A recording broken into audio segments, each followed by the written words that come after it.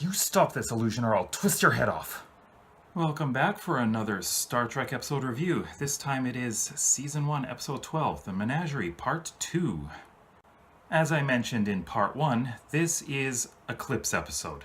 So it's a continuation of what was going on in Part 1, where Spock has kidnapped former Enterprise Captain Pike to bring him back to Talos 4. And as a result, he is being court-martialed. And of course, this is bad news for Kirk as well. Now, just a reminder, there are spoilers in this video, so if you don't want to be spoiled, don't watch. So this episode continues right where Part 1 left off. It is mostly about the cage. There's not much new footage in this case. And as a result, the main cast is reduced to only Kirk and Spock. Everyone else doesn't even appear in this episode. The acting continues to be very good. Nimoy and Shatner are doing very well in this one. There's no overacting, they aren't being really awkward, nothing silly, it's just really good acting by them. I'm very impressed. And as I said, the story is just a continuation of Part 1.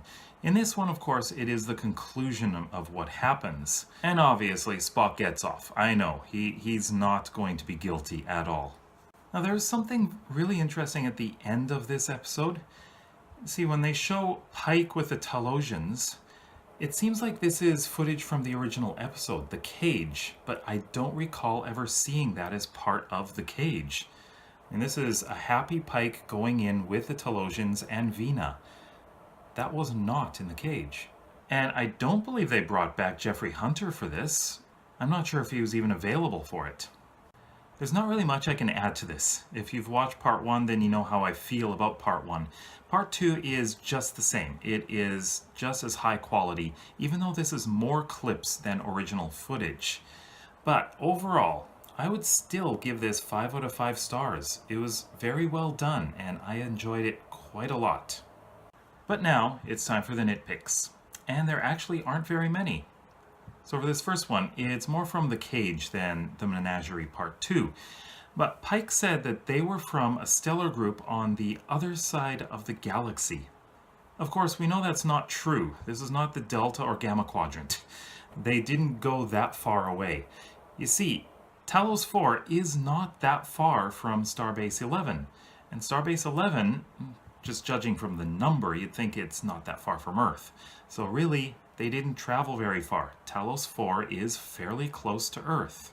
Now maybe at the time this is close to the edge of the Federation because it's only 100 years after the Federation was founded. And we also know that the warp scale was adjusted afterwards. So, warp 8 is not actually as fast as it sounds. Warp 8 in the Next Generation is faster than Warp 8 in the original series. Or at least that's what I have read. One thing I noticed about the Talosians is that when they communicate telepathically, the veins on their heads pulsate. That's a little weird. I didn't know communication with the brain required the heart to pump harder. Now, one of the illusions has Pike fighting against a creature from Rigel 7. Now, these creatures seem to be wearing clothes. They live in a world that seems to be medieval. There's castles, there's weapons, there's a lot of things like that. So why do these creatures, which are roughly humanoid, why do they roar instead of speak?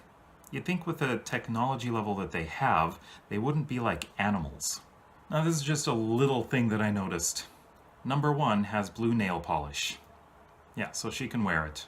It's just something I noticed. Now the pilot episode, The Cage, is the first time we actually got to see Orion's slave girls. Now they are later featured in other episodes of the original series, as well as Enterprise, and they also appear in the J.J. Abrams Kelvin Timeline movie. The image shown on the video screen during the trial seems a bit washed out. You'd think they'd have better video equipment then.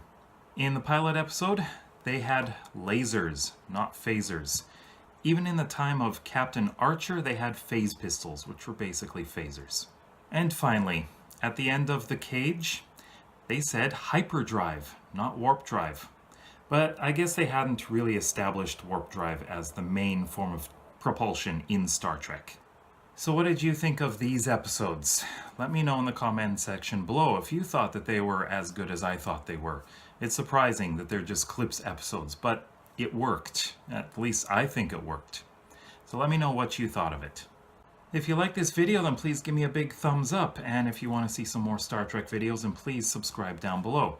On that side, you can see the previous and the next episodes, and down below is the playlist. Thanks for watching. Live long and prosper.